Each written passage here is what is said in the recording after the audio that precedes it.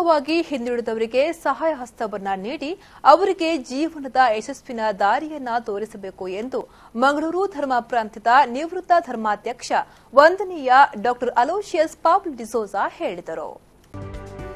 ಅವರು ಪಕ್ಷಿಗೇರಿಯ ಸಂತ ಜೂದರ ಯಾತ್ರಿಕ ಕೇಂದ್ರದ ವಾರ್ಷಿಕ ಹಬ್ಬದ ಪ್ರಯುಕ್ತ ಉಚಿತ ಸಾಮೂಹಿಕ ವಿವಾಹ ಕಾರ್ಯಕ್ರಮದಲ್ಲಿ ಧಾರ್ಮಿಕ ವಿಧಿವಿಧಾನ ನೆರವೇರಿಸಿ ಮಾತನಾಡಿದರು.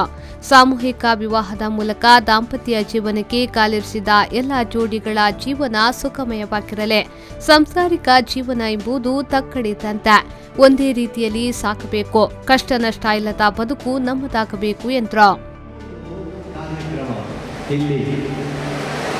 ಮಾಡಿದ್ದಾರೆ 7 ದಂಪತಿಗಳು ನೀವು ಇಲ್ಲಿ ನಿಮ್ಮ ವಿವಾಹವನ್ನು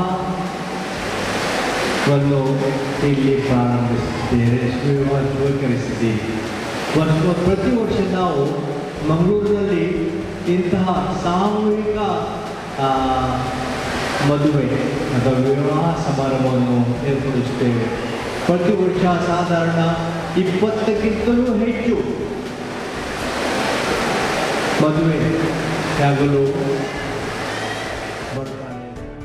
ಪಕ್ಷಿಕೆರೆ ಸಂತ ಜೂದರ ಯಾತ್ರಿಕ ಕೇಂದ್ರದ ಪ್ರಧಾನ ಧರ್ಮಗುರು ಫಾದರ್ ಮೆಲ್ವಿನ್ ಅವರನ್ನ ಮಾತನಾಡಿ, ಸಮಾಜದ ಮೇಲಿನ ಕಾಳಜಿ, ನಿರಂತರ ಪ್ರಾರ್ಥನೆ ಹಾಗೂ ಪರಸ್ಪರ ಸಹಕಾರ ಮನೋಭಾವನೆಯ ಬಾಳಿನ ಉನ್ನತಿಗೆ ಕಾರಣವಾಗುವುದು ಎಂದರು.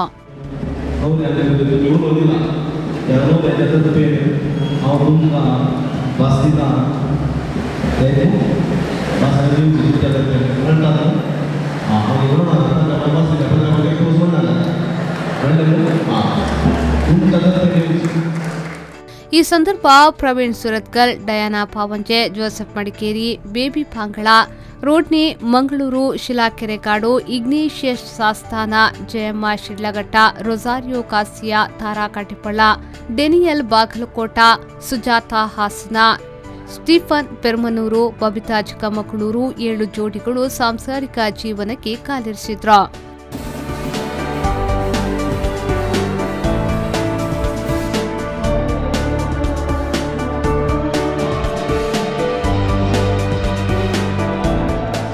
ಈ ಸಂದರ್ಭ ಕಿನಿಗೋಳಿ ಚರ್ಚಿನ ಪ್ರಧಾನ ಧರ್ಮಗುರು reverend father Matthew Vas, Pakshikere ಸಂತ ಜೂದರ ಯಾತ್ರಿಕ ಕೇಂದ್ರದ ಸಹಾಯಕ ಧರ್ಮಗುರು ಫಾದರ್ ರಾಹುಲ್ ಡಿಸೋಜಾ, ಭಗಿನಿ ಮಾರ್ಗರೇಟ್, ಪಕ್ಷಿಕೆರೆ ಚರ್ಚ್ ಪಾಲನಾ ಮಂಡಳಿಯ ಉಪಾಧ್ಯಕ್ಷ ಜಾಕ್ಸನ್ ಸಾಲ್ಡಾನಾ, ಕಾರ್ಯದರ್ಶಿ ಕರೋಲ್ ಮತ್ತಿತರರು ಉಪಸ್ಥಿತರಿದ್ದರು.